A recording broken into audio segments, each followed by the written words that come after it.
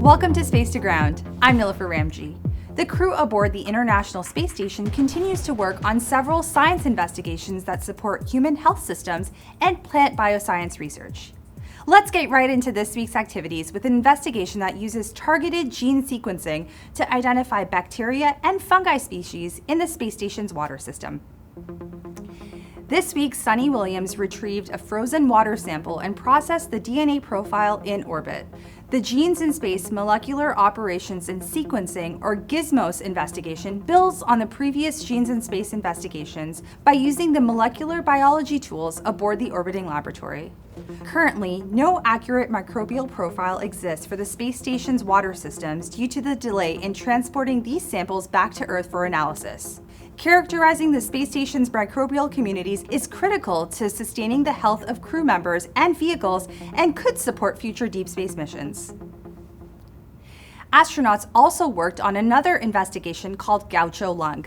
GAO Lung studies fluid transport within gel-coated tubes to learn more about how the mucus that covers the respiratory system affects how drugs are delivered to the lungs. This form of treatment is essential in treating newborns with underdeveloped lungs experiencing respiratory distress syndrome. In microgravity, researchers can study how the mucus affects fluid transport deep into the lung.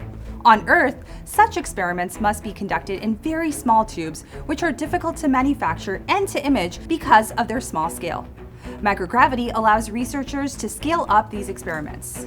Results could support development of new strategies for administering respiratory treatments and preventing the contamination of tubing used for liquid flows in healthcare and food industries.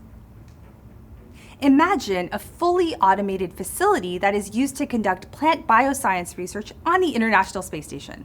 Well, the Advanced Plant Habitat, or Plant Habitat, provides a large, enclosed, environmentally controlled chamber designed to support commercial and fundamental plant research or other bioscience research on board the orbiting laboratory.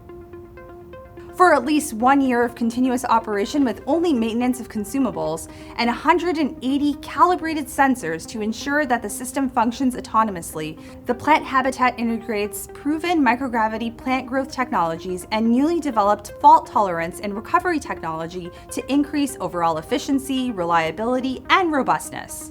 This investigation could lead to an increased understanding of autonomous environments for long-duration missions beyond low Earth orbit. For the latest on the activities taking place aboard the International Space Station, don't forget to follow us at blogs.nasa.gov/spacestation. And for the last week of June, that's Space to Ground. Thanks so much for watching.